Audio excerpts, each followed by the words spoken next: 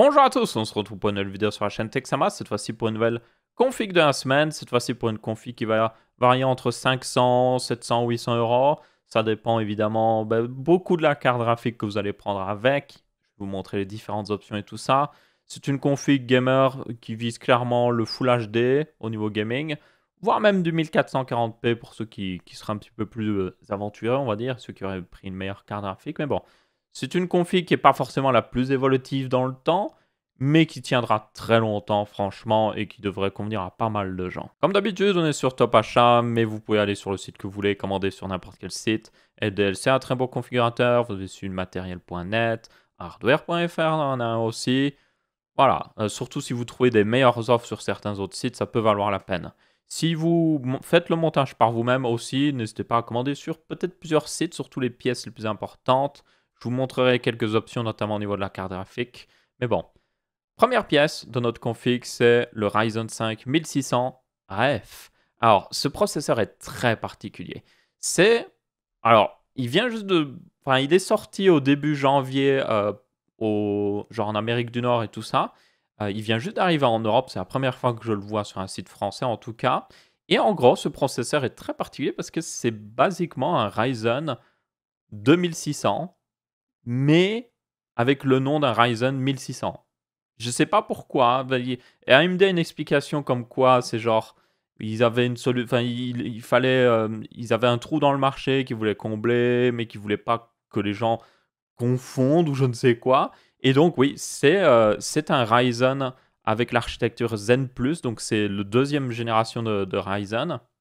Donc il fonctionne d'ailleurs normalement dans n'importe quelle carte mère qui accepte les processeurs de deuxième génération. J'ai quand même mis une carte mère qui a la mise à jour BIOS, mais normalement, il ne devrait pas en avoir besoin, mais juste pour être sûr, on ne sait jamais.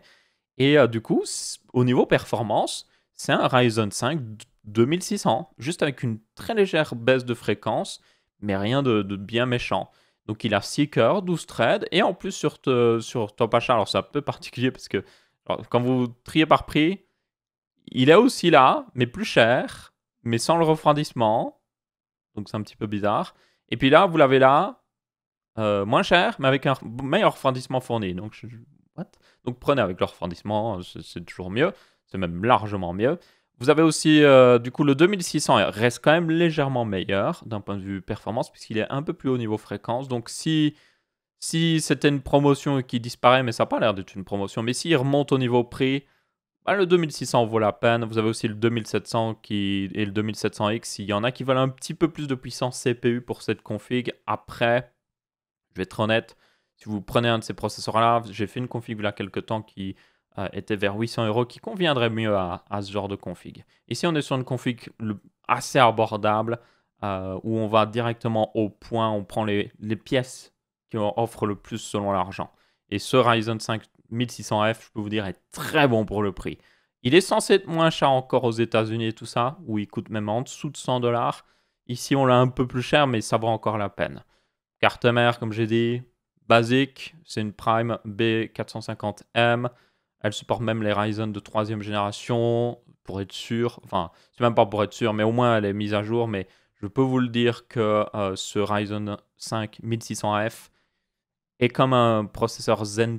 Donc, tant que vous avez une carte mère compatible Zen+, dès la sortie de la boîte, ça marche. Donc, n'importe quelle carte mère en B450 devrait suffire pour ce processeur. On a 16 Go de RAM. C'est une pièce que vous pouvez faire varier un petit peu si votre budget est un peu serré, justement, si vous êtes plus aux alentours de 500 euros et que vous êtes en mode j'ai pas envie de sacrifier la carte graphique, j'ai pas envie de sacrifier autre chose. Ben, ça, c'est la meilleure pièce selon moi à sacrifier parce que vous pouvez juste prendre un stick de RAM et puis en rajouter un autre plus tard. Le seul problème, c'est que par exemple, vous voyez que bon, ils ont du choix sur Top Achat, mais c'est pas un choix incroyable. Notamment si vous voulez la RAM Corsair, vous voyez que la seule stick disponible est à 2666 MHz. Pas le meilleur, mais ça dépanne, ça devrait suffire. Et donc vous pouvez juste prendre ça, un seul stick, et comme ça vous permet d'économiser un petit peu d'argent. Et puis plus tard, dans peut-être 2 mois, vous économisez, vous rachetez un deuxième stick similaire, vous le mettez dans la carte mère, et c'est bon, vous êtes parti, vous avez 16 Go de RAM. Mais moi, dans cette config, j'inclus le full 16 Go de RAM, parce que j'ai envie d'avoir une config plus futuriste, enfin plus future-proof plutôt. Pas de ventirad parce qu'il y en a un très bon fourni avec. Le Wraith Prism, c'est compliqué à prononcer. Il est très bon, surtout pour ce genre de processeur. Donc, no problemo, il est même RGB si vous aimez ça. Pas besoin de pâte thermique, c'est après appliqué dessus. Carte graphique. Ça, c'est comme d'habitude la pièce qui bouge le plus. Alors, Top Achat, depuis que Noël est passé, il manque de stock. Ça se voit, par exemple, notamment sur les cartes mères et même sur les processeurs. Ils n'ont pas certains processeurs AMD notamment. Donc, il y a clairement un problème de stock un peu chez eux. Donc, il manque un petit peu de stock et notamment, ben là, au niveau carte graphique, ils n'ont pas un choix énorme, surtout au niveau entrée de gamme. Vous avez aucune... Ils n'ont plus aucune RX 570 par exemple, alors que d'autres sites en ont encore. Donc ça fait un trou énorme parce que c'est des cartes que normalement vous pouvez avoir à 140 euros qui sont parfaites pour une config pareille. Ils n'en ont pas. Donc vous devez directement passer à une 1650 Super qui coûte au moins cher chez eux. Et je parle bien de la Super, pas de l'autre. Hein. L'autre, vous l'ignorez, elle n'existe pas. Donc la Super coûte 186 euros minimum sur leur site. Et comme vous pouvez voir, par exemple, sur Amazon, je mettrai les liens vers ces cartes graphiques sur Amazon s'il y en a qui veulent genre, faire la config eux-mêmes et qui cherchent une meilleure carte graphique. Vous avez notamment une RX 570, 8 Go en plus de chez MSI à 149 euros. Excellent prix. Bon, par contre, comme d'habitude, Amazon en mode, ouais, normalement, ça coûte 399 euros. Elle n'a jamais coûté 399 euros, cette carte. Ben, bref. Vous avez aussi une 1650 Super pour ceux qui en voudraient une, parce qu'il est quand même plus puissante que la RX 570. Et eux, ils l'ont à 174 euros, ce qui est moins cher. Et c'est un modèle, un meilleur modèle, tout simplement, parce que l'autre, c'était un modèle un petit peu genre, comment dire, c'est un modèle normalement ITX, donc il est tout petit. Il a un refroidissement suffisant, mais il n'est pas non plus incroyable.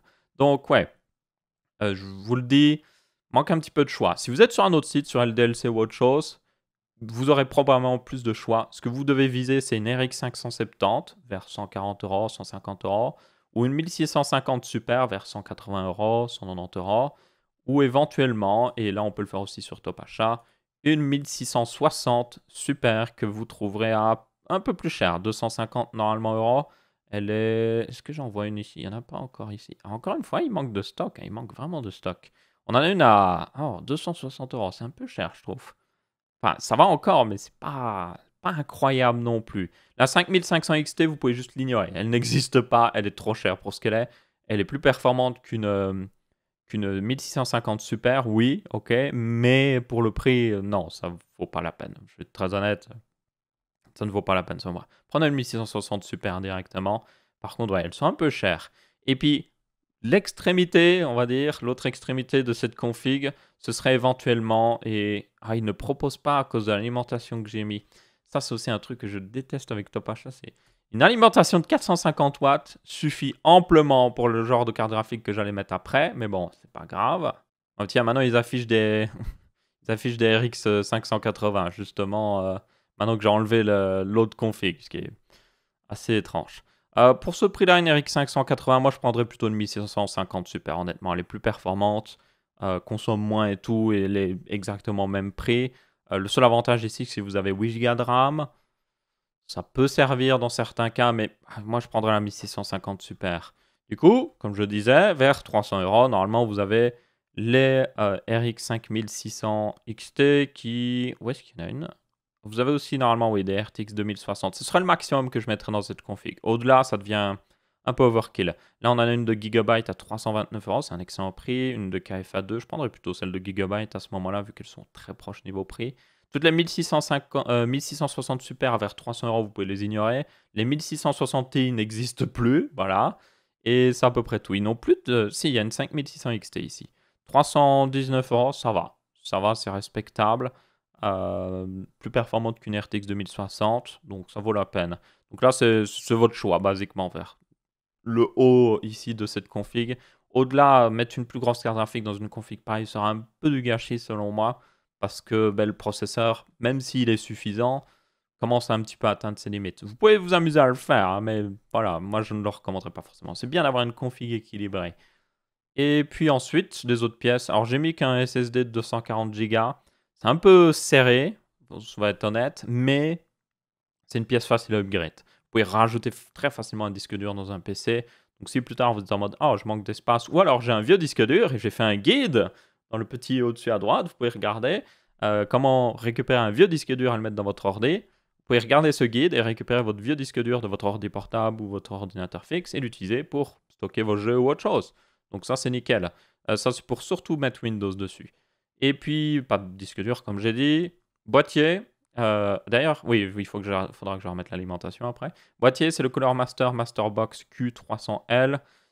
Il n'est pas aussi bon que ce que j'espérais, ce boîtier, mais il reste quand même bon selon moi niveau prix parce que le problème, en fait, c'est que c'est pas vraiment full aération à l'avant. En fait, c'est des trous qu'il y a dedans. Ça aère quand même plus que certains autres boîtiers vers cette gamme de prix parce qu'il y en a qui sont... Regardez ça, quoi. Là, il n'y a pas d'aération, ça c'est sûr. Là non plus, il n'y a pas beaucoup d'aération. Donc ouais, pour cette gamme de prix-là, franchement, bah, il est bien, quoi. Il est bien. Il y a ce Aerocool qui a l'air pas mal, il a l'air cool, je suppose.